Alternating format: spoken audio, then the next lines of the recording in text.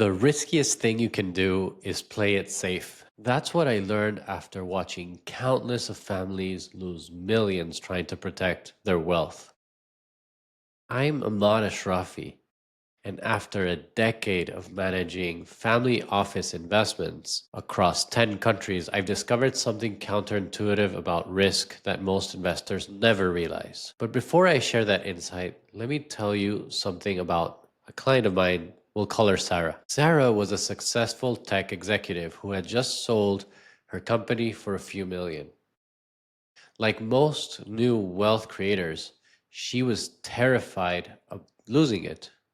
She put about 80% into safe government bonds and blue chip stocks, keeping just about 20% for risky alternatives. 5 years later, she had lost about 35% of her wealth to inflation and missed opportunities. The very strategy meant to protect her wealth was destroying it. This happens more often than you think.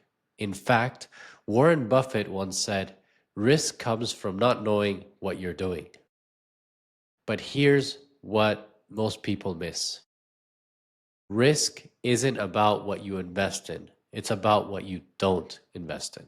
Let me share another story. 19, we work with a family who had about $50 million in safe fixed income investments.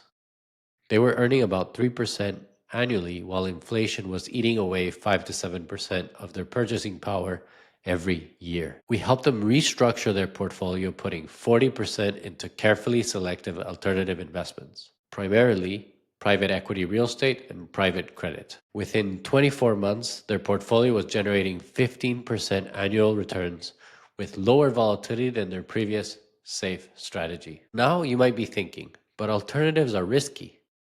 Here's the truth. What's truly risky is not understanding how to evaluate and manage risk properly. Think of it like driving. Is it safer to drive 20 miles an hour on a highway or 65 miles with proper training and awareness? Let me break this down into three critical principles. Risk isn't binary. It's about understanding and managing multiple types of risk: market risk, inflation risk, opportunity cost. Diversification goes beyond stocks and bonds. Private market opportunities, real asset investments, uncorrelated return streams, professional guidance is crucial, due diligence expertise, access to quality deals, risk management frameworks. Here's how to get started. First, assess your current portfolio real risk exposure, including inflation and opportunity costs. Second, educate yourself about alternative investments, starting with private real estate and private credit. They're typically more stable than other alternatives. Third, build relationships with experienced professionals who can provide access to institutional quality investments. Remember what I said about playing it safe being the riskiest move? That's because in today's world, the biggest risk isn't losing money.